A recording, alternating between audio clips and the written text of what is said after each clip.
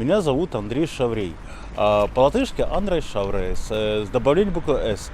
Мне это даже нравится. Латвийцам запретят носить русские имена. Поправки против Миронов и Кириллов. Действительно ли все так строго? Если в основе решения изменить имя или фамилию лежит желание интегрироваться в общество, то новое имя или фамилию можно выбрать без каких бы то ни было условий и вне зависимости от их происхождения.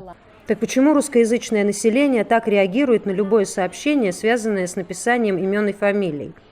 Все дело в грамматике латышского языка. При выборе имени или фамилии следует соблюдать правила государственного языка, согласно которым у женских имен может быть окончание «а» или «э», а у мужских «с». Кажется, буква «С» уже давно превратилась в серьезную политическую проблему. Одни считают, что наличие этой буквы дискриминирует и нарушает права человека на частную жизнь. Другим все равно.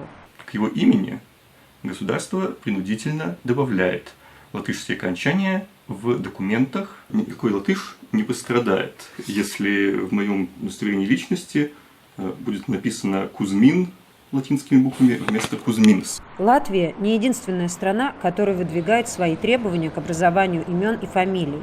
С подобными вещами сталкиваются многие государства, особенно те, в которых проживают языковые меньшинства. Этот вопрос не такой простой, на него не может быть однозначного ответа. Учитывая, что ситуации в странах сильно отличаются, нет единого международного стандарта. Несколько обращений в ООН и Европейский суд по правам человека завершились лишь решениями, имеющими статус рекомендаций. Европейский суд по правам человека предоставляет странам довольно большую свободу. Балтийским языкам свойственно наличие окончания в именительном падеже.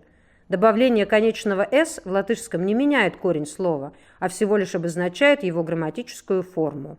Иоанн Павел II, Папа Римский. Я помню, как в 93 году к нам приехал с визитом Иоанн Павел, и всюду были плакаты «Приветствуем Янис Павел Сотрес».